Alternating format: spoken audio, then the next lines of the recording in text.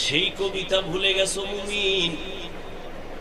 ওই কত সুন্দর আদর্শ লিপি করছি। সকালে উঠিয়া আমি মনে মনে বলি, আমি যেন সারাদিন ভালো হয়ে চলি।